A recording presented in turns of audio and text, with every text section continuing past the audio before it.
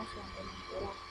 Jadi pada video kali ini saya akan membahas mengenai zat aditif, terutama zat aditif pada bahan makanan dan minuman. Ya, makanan dan minuman kita tidak luput dari kegiatan kita sehari-hari karena makanan dan minuman merupakan kebutuhan kita. Dan penting bagi kita untuk memperhatikan kandungan zat apa yang terdapat di dalam makanan dan minuman yang kita konsumsi sehari-hari. Untuk itu kita langsung aja ke pembahasan pertama. Zat aditif ini terbagi atas dua jenis. Jenis yang pertama yaitu zat aditif alami dan jenis yang kedua yaitu zat aditif sintetis. Zat aditif alami seperti namanya, zat ini diperoleh dari alam, kemudian warnanya mudah rusak. Selanjutnya konsentrasi sulit diatur, harganya mahal dan tidak membahayakan tentunya. Contoh dari zat aditif alami ini seperti kunyit, jahe, dan salam, asam. Nah, selanjutnya ada zat aditif sintetis atau zat aditif buatan. Nah, seperti namanya, zat aditif buatan. Zat ini dibuat oleh manusia dan berasal dari senyawa kimia. Kemudian konsentrasi zat ini dapat diatur, harganya pun lebih murah dan tidak membahayakan jika dosis yang digunakan sesuai. Namun jika dosis yang digunakan melebihi ambang batas maka akan membahayakan bagi kesehatan manusia. Zat aditif ini dapat dikelompokkan menjadi 4, yaitu ada pewarna, pemanis, pengawet, dan penyedap rasa. Nah, lanjut untuk yang pertama ini ada pewarna. Pewarna terbagi atas dua, yaitu pewarna alami dan pewarna sintetis. Pewarna alami ini pewarna yang diperoleh dari alam dan sehat untuk dikonsumsi, namun cenderung memberikan rasa dan aroma yang khas karena pewarna ini mengandung bahan alami tadi dari buah-buahan ataupun dari sayur-sayuran, sehingga aroma buah-buahan dan sayur-sayurnya akan tetap terjaga pada pewarna tersebut. Warnanya pun mudah rusak dan terlihat pucat, serta warnanya pun terbatas karena tidak semua tumbuhan ataupun buah-buahan menghasilkan warna yang bagus untuk bahan makanan. Nah, selanjutnya ada pewarna sintetis. Pewarna sintetis adalah zat pewarna yang mengandung bahan kimia. Ada dua jenis pewarna buatan. Yang pertama yaitu pewarna buatan dengan struktur kimia persis seperti bahan alami. Ini contohnya ada beta-karoten, santosantin, dan apokaroten, di mana beta-karoten ini merupakan warna orange sampai ke kuning. Santosantin ini berwarna merah dan apokaroten tadi berwarna orange. Selanjutnya jenis kedua ini adalah bahan pewarna yang dibuat khusus menggantikan pewarna alami. Beberapa contoh bahan pewarna buatan yang penggunaannya masih diizinkan karena dianggap aman untuk bahan makanan. Ini ada indigo carmine yang menghasilkan warna biru pada gula-gula ataupun minuman. Selanjutnya ada erythrosum yang menghasilkan warna merah pada es krim dan jelly, dan tartrazine yang menghasilkan warna kuning yang digunakan untuk es krim, yogurt, dan jelly. Lanjut, yang selanjutnya ada pemanis. Pemanis terbagi atas dua juga, yaitu pemanis alami dan pemanis sintetis. Pemanis alami ini diperoleh dari bahan yang healthy atau hewani, umumnya yang umumnya. Pemanis alami yang digunakan ini dapat berupa gula. Gula ini ada gula tebu, ada gula merah, madu, dan kulit kayu manis. Dan ada pemanis sintetis. Ini adalah senyawa hasil sintetis laboratorium yang dapat memaniskan rasa manis pada makanan. Pemanis buatan antara lain aspartam, sakarin, kalium, asesulfam, dan sulfama. Pemanis sintetis ini dapat digunakan namun dengan jumlah yang sesuai dengan dosis yang disarankan. Lanjut, itu adalah pengawet. Secara alami, pengawet makanan dapat dilakukan dengan cara pengeringan, pengasinan, pembekuan, pengawettan, penyinaran, dan pasteurisasi. Bahan pengawet adalah bahan kimia yang dapat mencegah proses pembusukan makanan akibat mikroorganisme sehingga tidak mudah rusak dan busuk.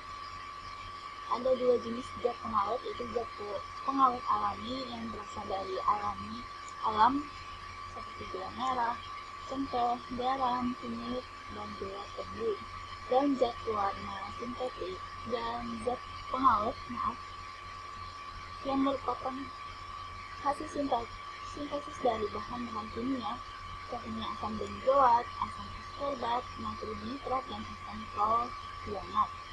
Nah, seperti yang kita ketahui, pengawetan makanan dapat dilakukan dengan cara pengeringan, pengasinan, pembekuan, pengalengan, penyinaran, pasteurisasi. Ini merupakan suatu cara pengawetan pada beberapa pabrik di mana mereka setelah melakukan produksi makanannya, maka akan melakukan cara-cara yang tadi agar makanan mereka yang produksi dapat bertahan lama awet. Selanjutnya ada penyedap rasa. Penyedap rasa ini dapat meningkatkan cita rasa makanan. Ada dua jenis penyedap makanan, yaitu bahan penyedap alami dan bahan penyedap buatan. Contoh penyedap alami yaitu bawang, daun salam, jahe, merica, dan cabai. Penyedap buatan yang pada dasarnya merupakan tiruan dari yang terdapat dari alam. Penyedap buatan yang sangat populer di masyarakat adalah toksin atau MSG. Ketika ada gambar kan terlihat ada toksin yang disebut MSG atau monosodium glutamate. Kemudian ada dua penyedap rasa lainnya yang ketika ada gambar ini kenapa dibilang pada dasarnya merupakan tiruan dari yang terdapat dari alam. Ini kadangnya pada penyedap rasa tersebut mengatakan bahwa merupakan kaldu dari hewan, itu entah ayam maupun sapi. Nah, selanjutnya zat aditif ini juga terbagi ada pengental, pengemulsi, pengatur keasaman, dan yang keempat tadi. Pengental ini digunakan untuk mengentalkan makanan yang mengandung komponen air. Jadi ketika makanan ini masih encer ataupun banyak air, maka dibutuhkan zat pengental agar makanan tersebut sesuai yang kita inginkan. Contoh bahan pengental ini ada gelatin, roti, dan gum. Selanjutnya ada pengemulsi. Pengemulsi adalah bahan tambahan yang dapat mempertahankan kelembaban lemak dalam air dan sebaliknya air dalam lemak. Contoh zat ini pada makanan adalah lecithin yang banyak digunakan pada pembuatan mentega dan lainnya. Selanjutnya ada pengatur keasaman. Bahan tambahan pangan untuk mengasamkan dan menetralkan derajat keasaman pangan. Ini contohnya adalah asam sitrat, garam asam kalium klorkat, dan asam fosfat. Lanjut ada zat aditif lain. Ini ada 4 lagi, ada bahan anti kempal, bahan pengembang, bahan penyusun makanan, dan pemberi aroma. Bahan anti kempal ini merupakan bahan untuk menjaga agar makanan tidak menggumpal.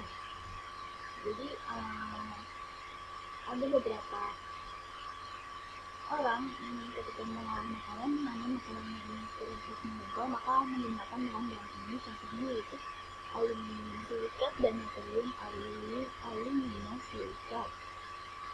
Selanjutnya ada bahan penguji makanan. Zat penguji ini baik untuk memperbaiki warna bahan makanan tanpa merusak komposisi bahan makanan. Ini contohnya adalah oksidator dan hidrogen peroksida. Nah, oksidator ini maksudnya bahan penguji makanan ini contohnya pada tepung, karena tepung tidak ketika diproduksi tidak langsung warnanya putih yang kita lihat di pasaran, namun ketika habis diproduksi warnanya lebih ke kecoklatan atau kekuningan, maka digunakan dengan penguji tersebut. Selain itu, zat hidrogen peroksida ini biasa digunakan untuk menentukan warna susu yang digunakan pada pembuatan keju. Jadi susu pembuatan keju kadang warnanya kuning. Kalau kita lihat di luar negeri, keju justru warna kuning, namun di sekitar kita warna keju itu lebih putih dibandingkan yang di luar negeri karena menggunakan bahan penting makanan tersebut. Selanjutnya ada bahan pengembang yang digunakan untuk bahan adonan kue. Nah, ini banyak digunakan pada pembuatan kue atau plastik. Nah, contoh bahan pengembang ini yaitu soda kue dan ragi. Ya, ragi ini ada dua. Ragi yang mengandung bakteri Saccharomyces cerevisiae dapat menguraikan karbohidrat atau maltosa menjadi glukosa dan akhirnya menjadi etanol atau alkohol. Ini pada pembuatan pakai. Selanjutnya ada ragi yang mengandung bakteri Rhizotus aureus atau Rhizotus sp dapat menguraikan gluten atau protein seperti ragi untuk pembuatan ragi. Selanjutnya ada pemberi aroma. Zat yang memberikan aroma tertentu pada makanan atau minuman. Contoh zat pemberi aroma yaitu ekstra buah-buahan. Ini merupakan pemberi aroma dari bahan alami.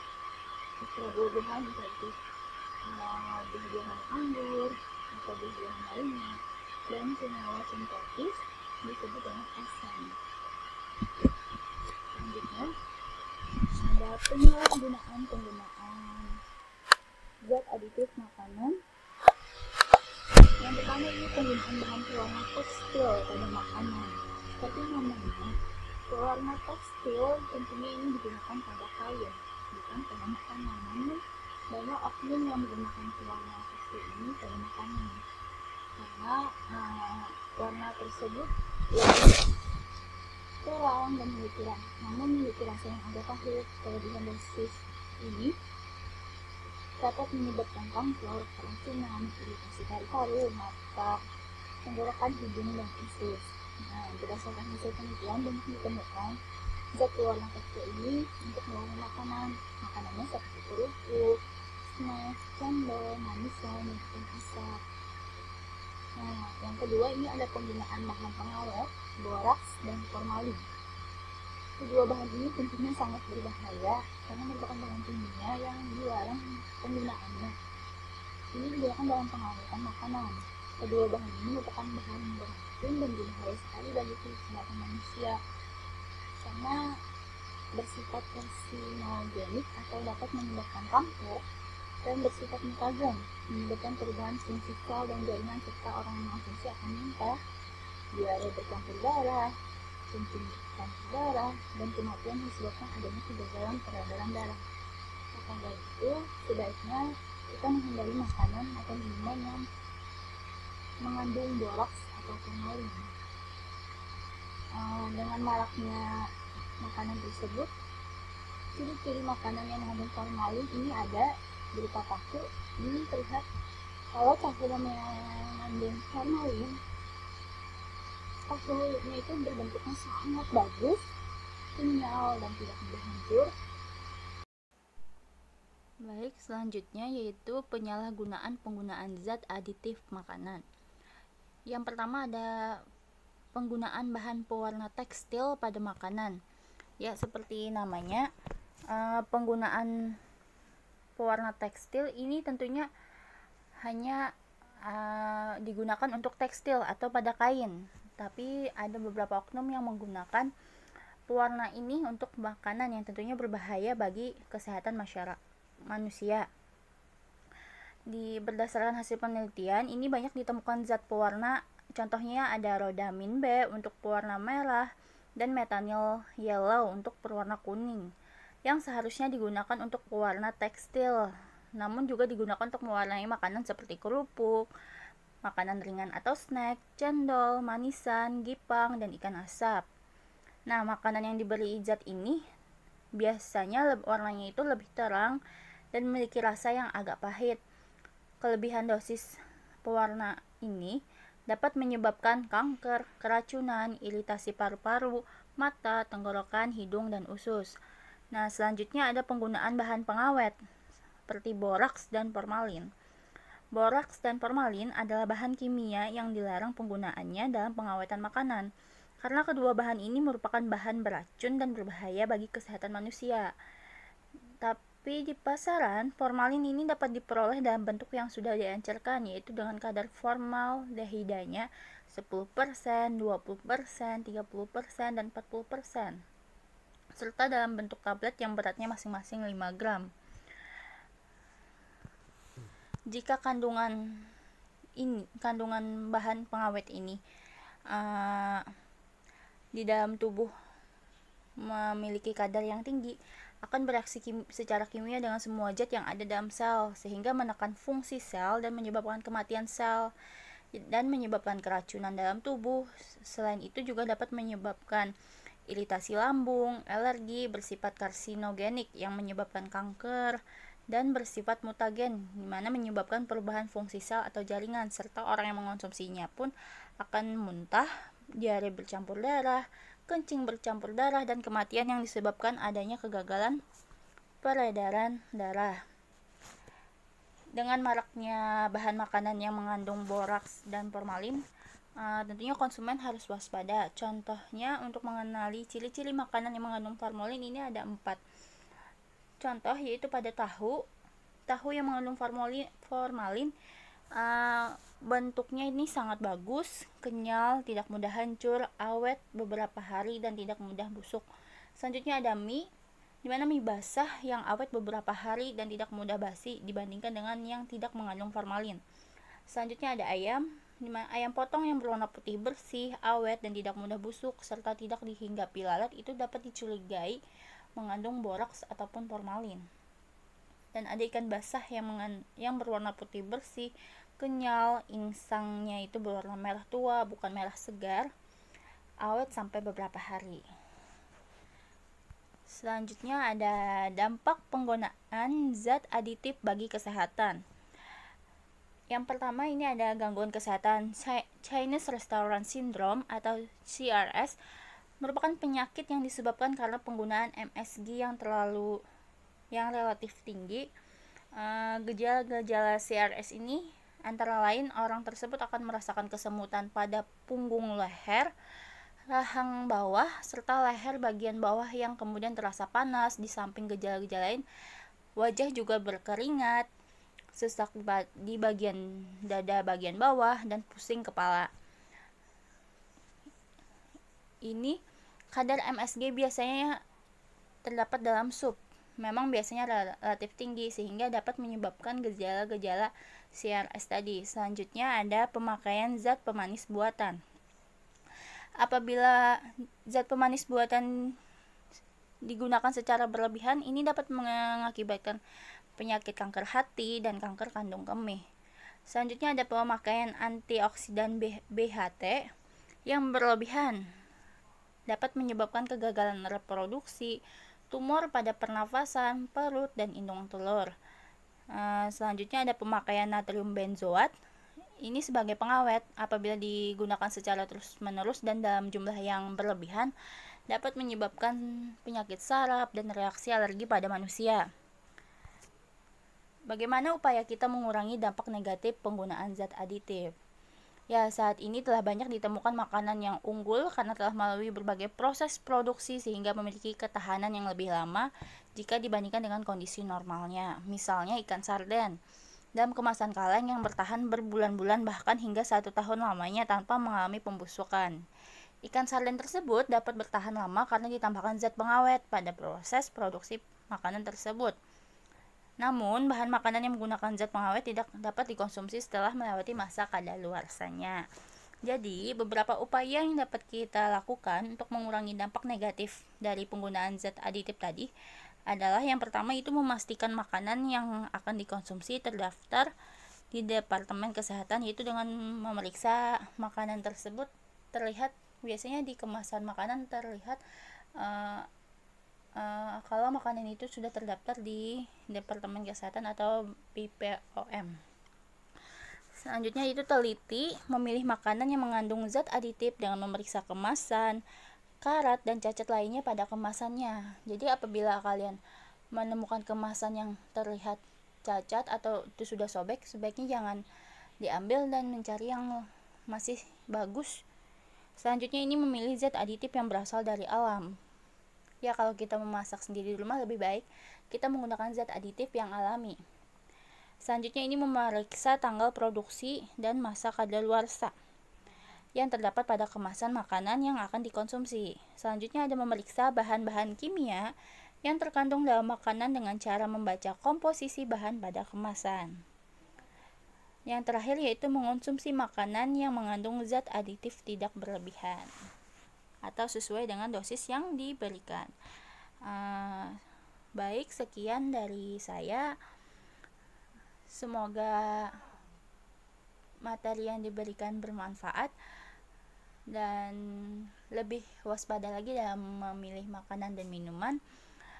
Tetap jaga kesehatan dan semangat belajarnya. Wassalamualaikum warahmatullahi wabarakatuh.